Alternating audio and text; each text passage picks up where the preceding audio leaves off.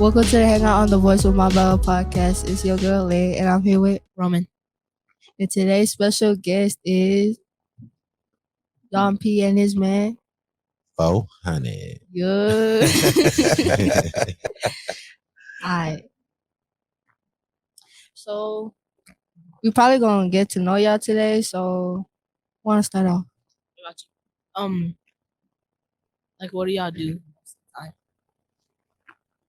Well, we both do two different things.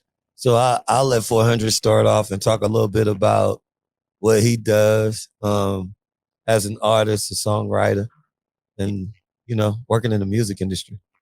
Yeah, well, pretty much for starters, I'm an artist in the music industry, professional singer. I also sing, write and produce records for other people as well. I own my own music company, the MSMJ Music Company. We do publishing. I don't know if you guys know what that is, but I have a publishing company, the MSMJ Music Company as well. And so my day-to-day operations is I write a lot of songs, write a whole lot of songs, just about everything that, any ideal that I think of. I try to create something with that to make sure you have a lot of material, produce a lot of records throughout the day. And it's also a lot of tedious business work as well with music. If you want to be paid, if you want to be paid, you have to have your business part as well. So like that would be kind of like my day to day, dealing with royalty companies and sending out invoices, making sure bills are paid. What's the hardest part, like being in the music industry? The hardest part is figuring out who is fugazi and who is legit, because there's so many people and things, like when you're moving through your career to get to whatever status that you want to have with your music, you run across so many people that say they could do things that don't do those things. It's just actually a scam to take your money, or it'll, I would say that's the biggest thing, figuring out who's real or not, being able to have your checks and balances on people so you can make sure that you're working with the correct people. I was just asking you that because, like, I've been, like, for a while, I've been thinking that, like, I want to do music, but, like, I don't know a lot about that. So I'm just, like, learning. So, like, do you have any, like, pointers? Or? Yeah, the first thing I would say is, what do you want to do with music? And I'll jump in with you and say why too. Ask yourself the question why and what you want to do. I want to sing because, like, when I sing, I feel peaceful and, like, in my own world, and, like, I just want to feel like that. Dopeness. Cool. Well, I would say to write a lot of music. You make more money when you write your own music. So that's where I would start, making sure, you have fresh ideals. Every time you think of something, jot it down. You never know what you can create, from things that you have. And from there, I would say to study as much as you can about how the music business actually works. I have some stuff I could give you that you can look at when we're finished. There's a thing called the cheat code in particular that will be really good to look at. It kind of gives you an insight. It's on YouTube. Gives you an insight of kind of like the inner workings of music, and kind of like to let someone know, it's like, do you want to do this as a hobby, or do you want to do this to make money?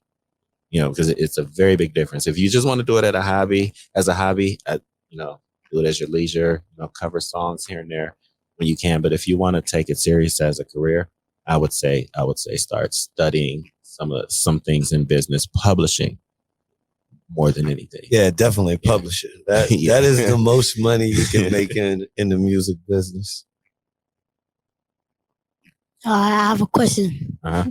My name's Isaac, and I want to ask y'all, like, what motivated y'all to do this?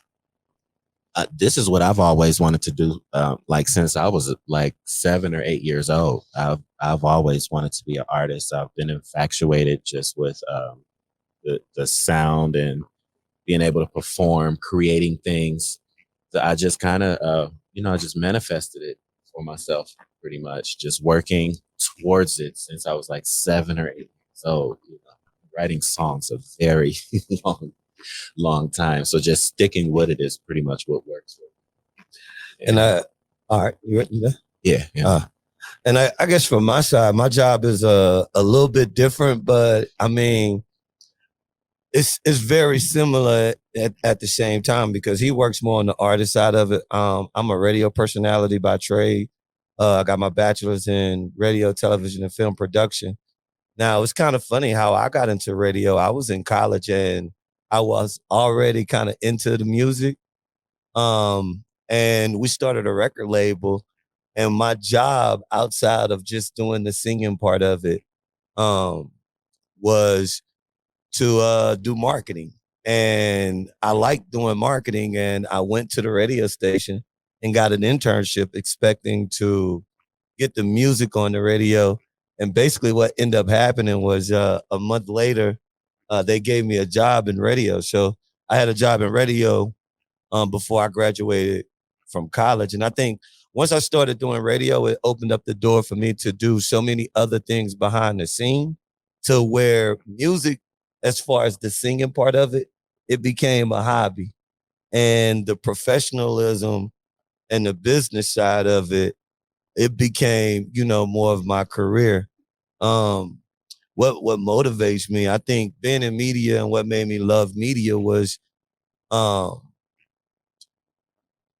when you're in media, you have the power to talk to a lot of people. And if you want to have impact versus influence, then you need to have some kind of control over what's going out to your people. I mean, by me being African American, a lot of times, our people have been discriminated against. And I think and a lot of times it was just because we didn't have the knowledge. And so I wanted to get into media because I wanted to make the distribution of knowledge fair, you know, making sure that everybody have the access to have the information that they need to make the right decisions, if that makes sense. I think that was a big motivational factor for me. That motivates me to get into media. I got a question. How long did it take you to start your own label? That's a tricky question because I mean, starting a label on paper can be pretty fast. Just going to get an LLC and filling out the paperwork, and you actually got a label. I think you can have that in a day. Yeah, you can have that in a day. I think building the foundation of a good, successful record label. I mean, I think that could be a process that happens over the course of years. And I mean, if you got some really good, successful music, it'll happen faster for you because you will have to. You will have to figure it out at some point. So I don't know if I answered that question. 400 has a record label currently. So yeah, what my label, like the business and the paperwork side and everything, we did that in around like 2006, very long time ago. The first where I would say everything started working for me was around 2008. My label received a publishing deal to do work for the show Entertainment Tonight. I don't know if you guys are familiar with Entertainment Tonight. I don't even know if it still comes on anymore. But that was my first to say that, okay, my label, I have a label. It's successful. I have a track record professionally of doing something. So I would say it takes time and consistency. I would say you really can't put a time limit on it because, some people, like luck of the draw, can start singing and be discovered, very fast. And it's like next month their life will change. But like, if you're going to be the person behind the scenes, actually building that infrastructure, those things, it takes time, like years, pretty much. I mean, not just for me, but for anyone. Yeah, I think the most important thing to say, I mean, I'll speak for the entertainment business as a whole, or any kind of business or entrepreneurship. I think it's important to understand that it's a marathon. We met each other as business partners 20 years ago, and our careers have taken us into different directions. all over the world. Yeah, actually, different continents. And I mean, I think the beauty of being able to still, find common ground and working place to work together, I think that's really dope. What made y'all want to come here to McGlow? All right, cool. That's a good question. A couple years ago, I came up with an idea that I felt like it was just so much negativity in like music, whether it was social media, even the TV shows. Like, if you really kind of pay attention, it's crazy. A lot of negativity. I mean, everything is about the ops and, all of this and that. And so, one of the things that I realized, and it started making me think, well, I started looking at the media, and then I started thinking about myself as a kid, right? Because I don't want to make a judgment on what's commonly going on without thinking about what was going on in my time. And when I started thinking about even what was going on in my time, one of the things I realized was, you know, as I got older, I did a lot of stuff, a lot of dumb stuff, for the sake of being cool, or for the sake because I just thought it was the end thing to do, or because everybody was doing it, just for a lot of dumb reasons. I did some dumb stuff. And so as I got older and I started realizing all of those things, I wanted to use entertainment, music, and media to push a positive message. So I created a program called Pep Rally with a Purpose. And with Pep Rally with a Purpose, what we do is we do free concerts for students. And in between the performances, we use role play, motivational speaking, games, trivia, and just a lot of fun activities to promote positive agenda, whether it be drug abstinence, nonviolence, appropriate, inappropriate versus inappropriate social media use, just generally things like that. And I really tried to pick people that I knew, that young people could relate to, that could also relate to young people, where we could kind of say, man, I remember when I was in that position. And so that's kind of how we ended up here. We did a couple different schools, Schmidt Elementary, Virginia Court Elementary.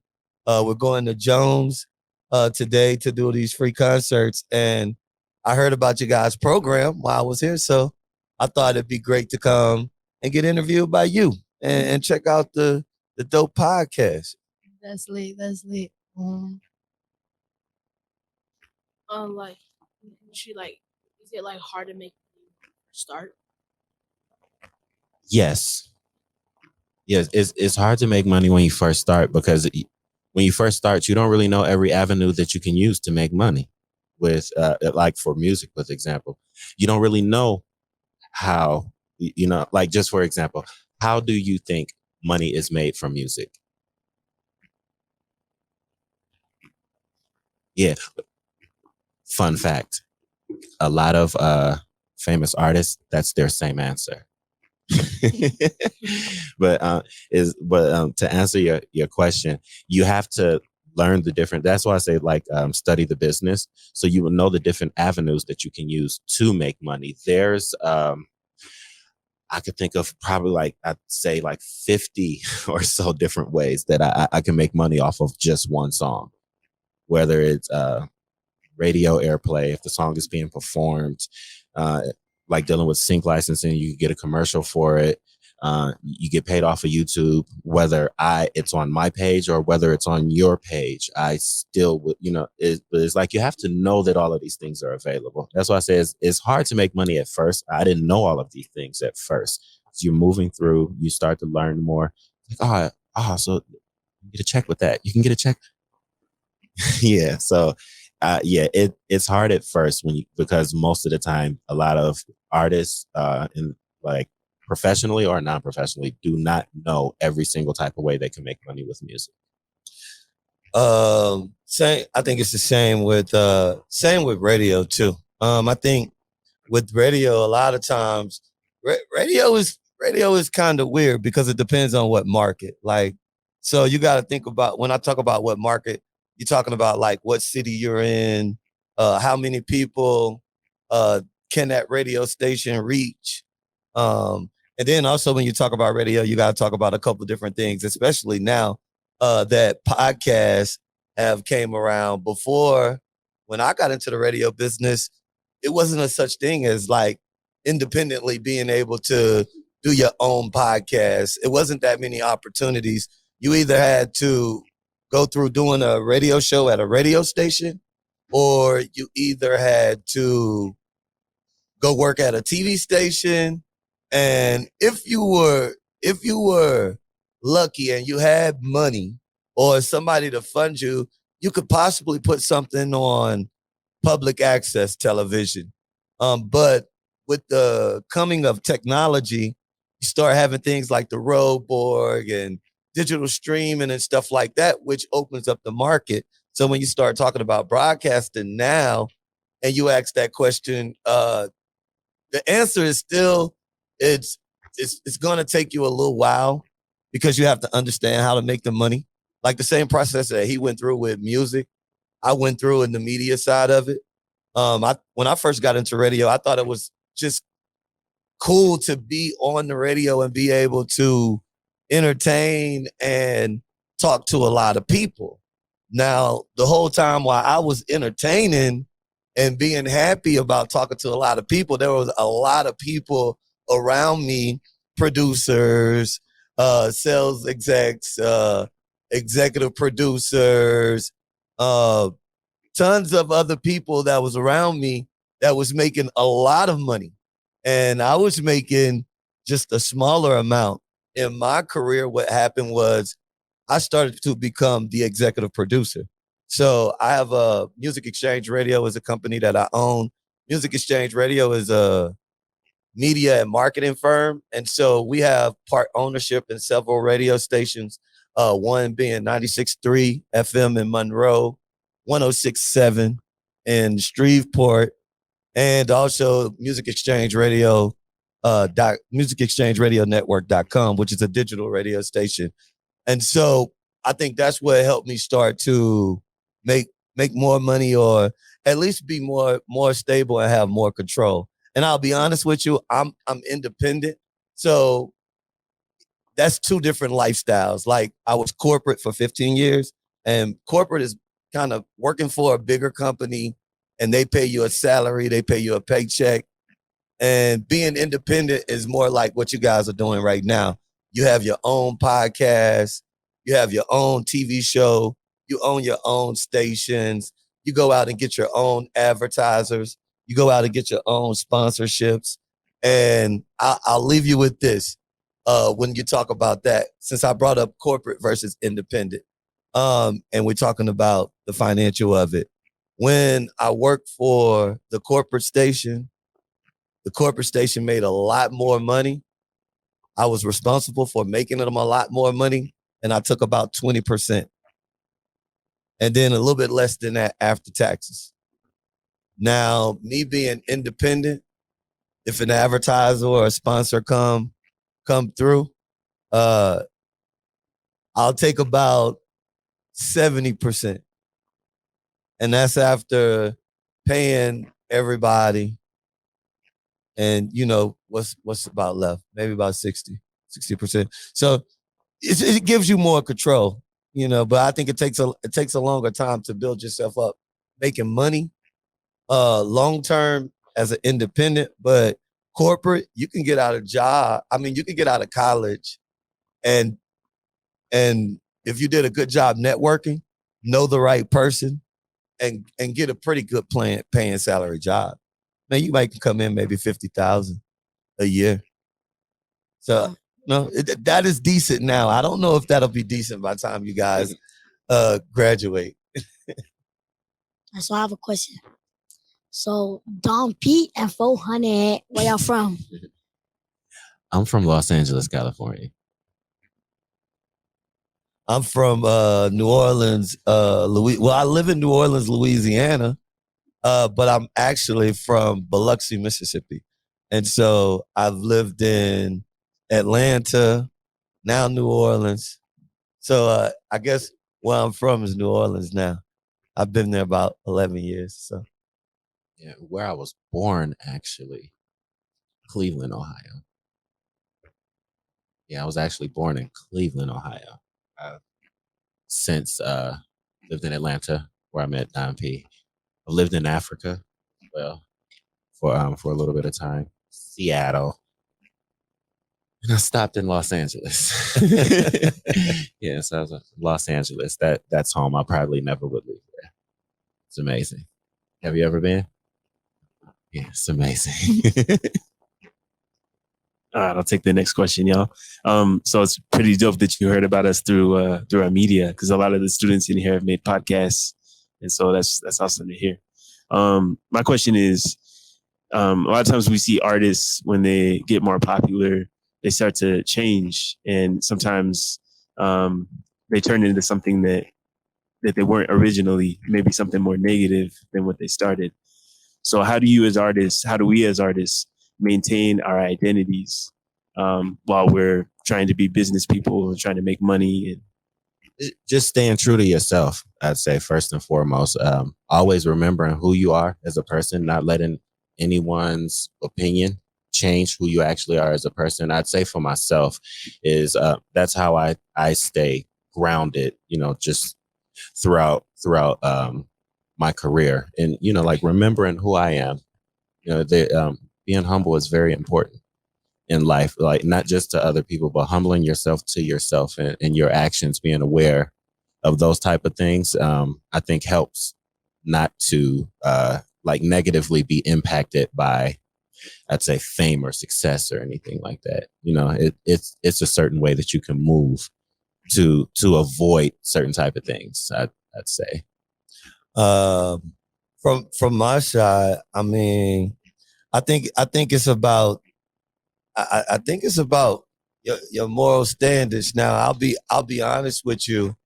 I think a lot of people when they get into the arts or entertainment, I think they start to lose their purpose. I think one of the ways that you stay true to yourself, I think one of the ways that you kind of don't get caught up into the money or the facade. It's a whole. It's staying true to yourself and understanding your purpose. That's why when you say, hey, I want to sing, if you do start to sing, of course you got to do the business part of it to make money. But at the end of the day, you're going to have to find some time in the day and find some time into your life to where you stop and take a minute and you say, why am I doing what I'm doing? And if that purpose don't match who you are or it don't make you feel good, then you got to try to either curve that or figure out something else to do. It's something about what you're doing that makes it not feel good anymore. I think that's one of the kind of the ways that I look at it. And then the other thing is having impact, man. Like one of the things that's big to me and one of my purposes in life is I want to have impact.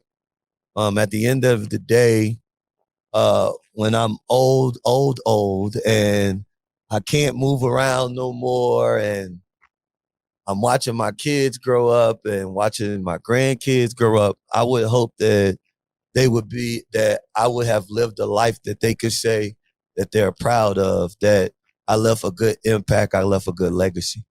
And so, because legacy is important to me, that's another way that I stay true to myself. Because if I was to, be fake, that wouldn't be good for my legacy.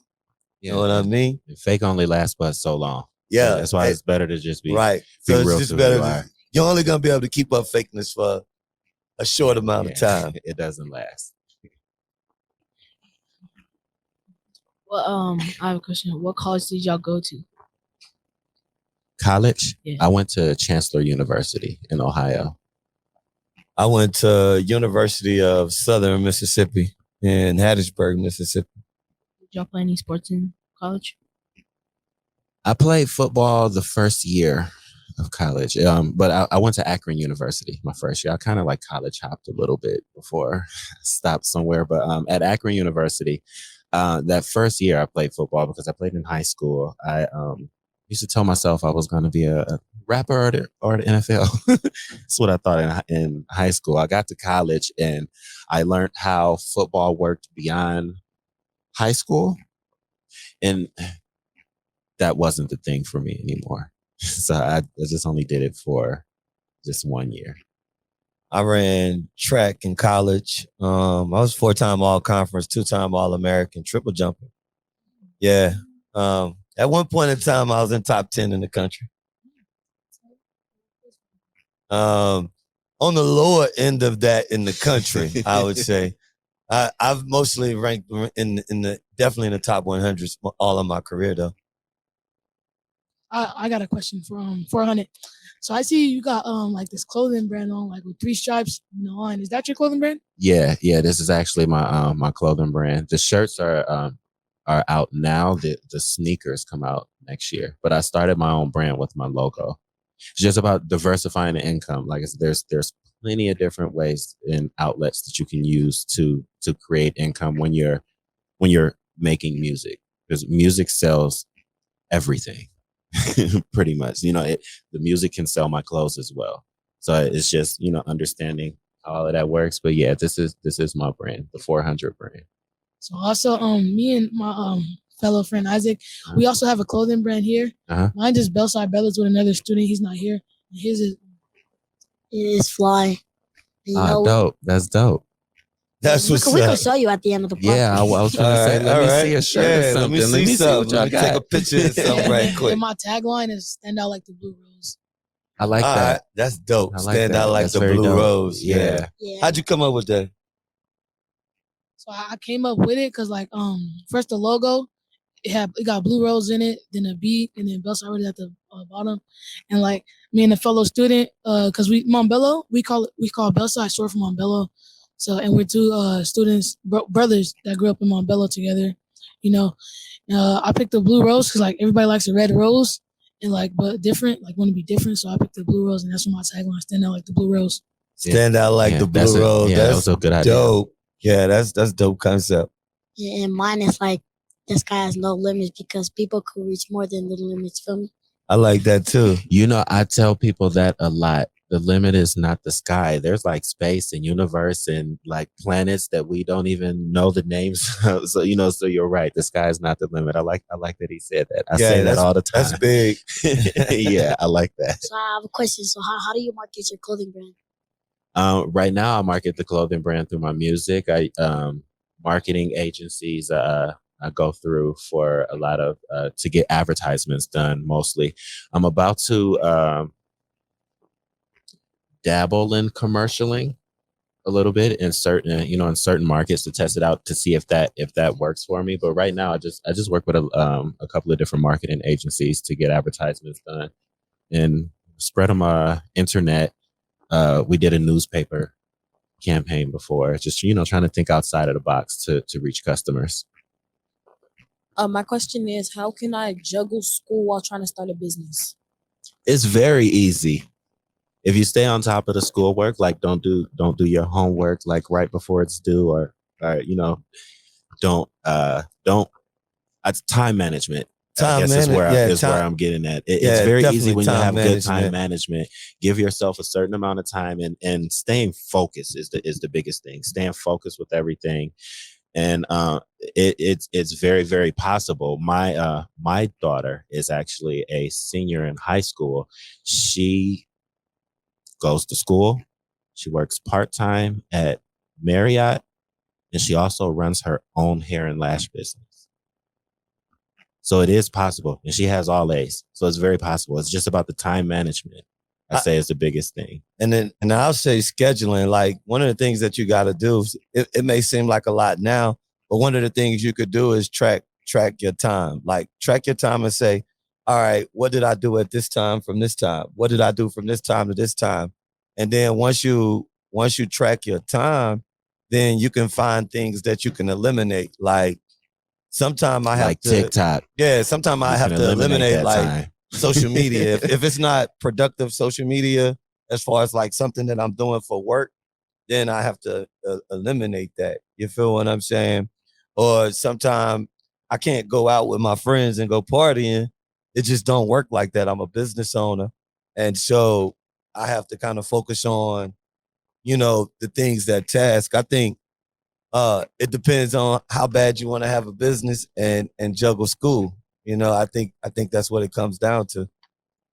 Um, in the industry, is there like certain things that are like negative to you guys?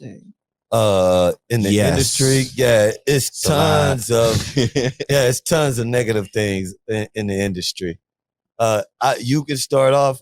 I talk about this all the time. It's the reason that I still do media. It's the reason that I went independent in media and I left corporate because I wanted to have a control over some of the negative things that happen in media. But I think in industry altogether, it's just a lot of things.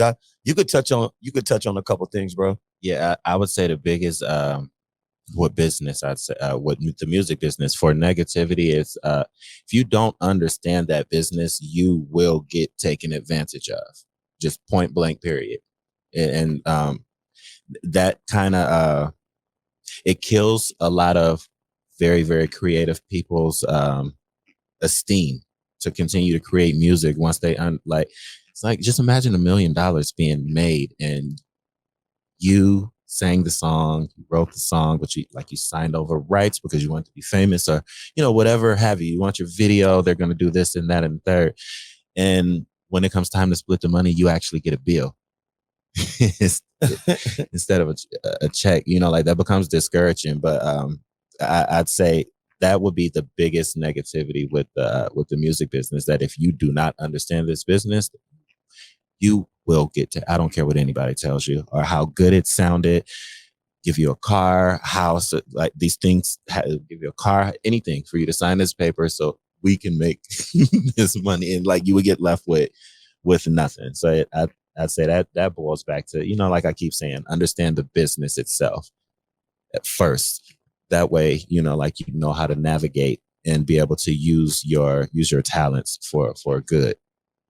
And for me, when I say there's a lot of negative things, I think when I first got into radio, I just wanted to be cool. I was just being cool, and I thought I was just saying stuff that make people laugh and make people have a good time. It was just all about just all about entertaining and making people laugh and have a good time. And but I think one of the negative things about media is we don't talk enough about we don't do a good job of making people that have a voice or that have a platform in entertainment, making them understand their accountability. It took me a while in radio to understand that like everything that I'm saying is not jokes. And some people may hear these jokes and not understand that I'm joking and take it serious. And so I started to realize like what celebrity itself, like just being a celebrity, being a public figure, having a voice, having a platform, just understanding accountability. And I think one of the reasons that we have so much negativity is because people just being famous, people just singing a song. They're not really thinking about how it makes other people react or how it affects other people. And like some younger kids, they may hear a song and they think that that's the cool thing to do. Whereas an adult hear that song, we know that person is just telling their story and trying to make some we money. we know they're not about to do that in real life. But for whatever reason, there are a lot of people that watch the movies, that play the video game, that listen to the music. For whatever reason, they not understanding that, it's all of a side. how it affects everybody else. Yeah. And so to me, I think that's a negative thing. And then another negative thing is, just capitalism. The want to make money. Your want.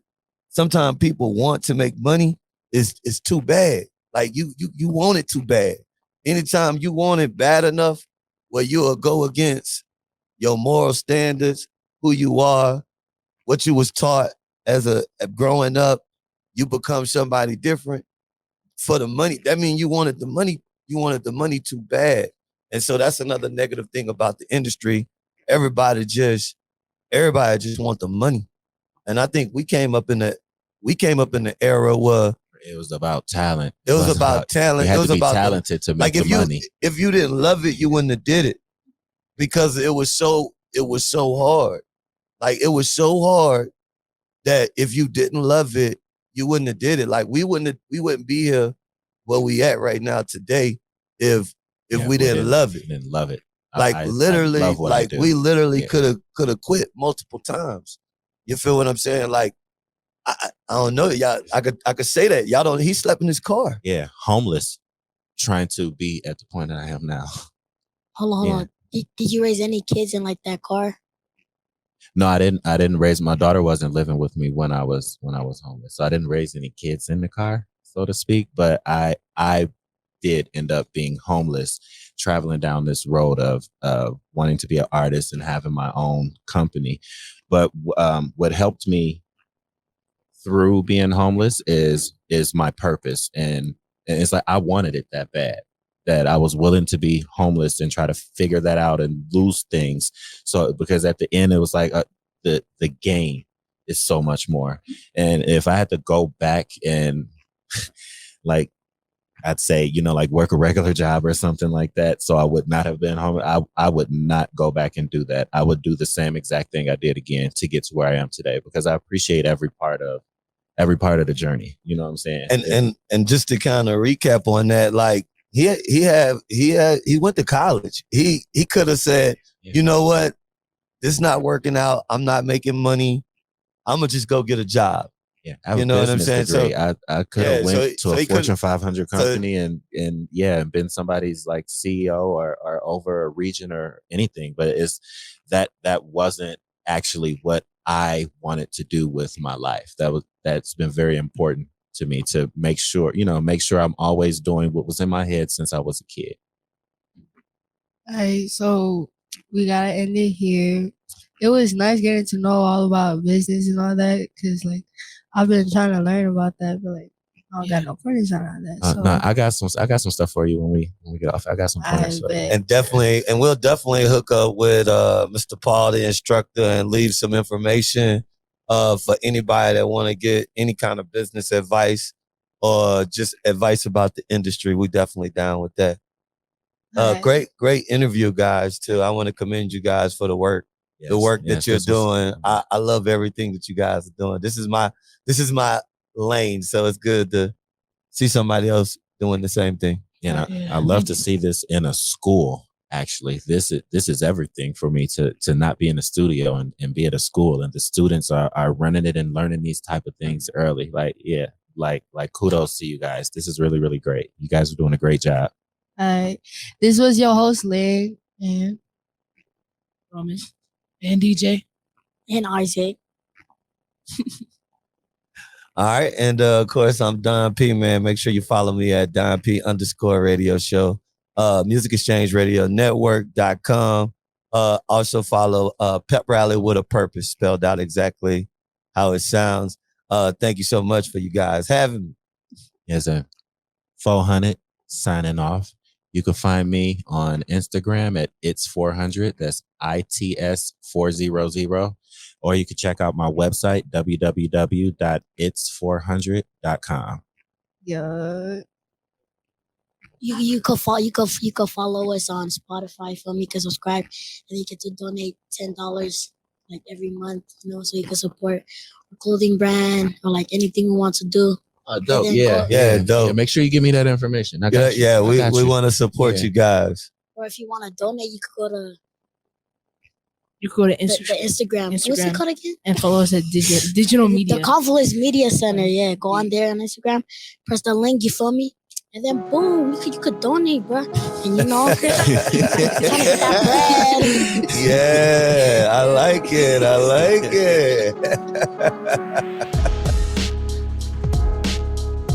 Thank you for listening to the Hangout on the Voice from Marbella podcast. If you would like to support our work, you can subscribe to the Voice of Marbella podcast anywhere you listen to podcasts, and become a supporter on Spotify to make a monthly donation. Also follow us on Instagram at the Confluence Media Center and click on the link in the bio to check out more youth-led media content and make a donation. This has been a Confluence Media production.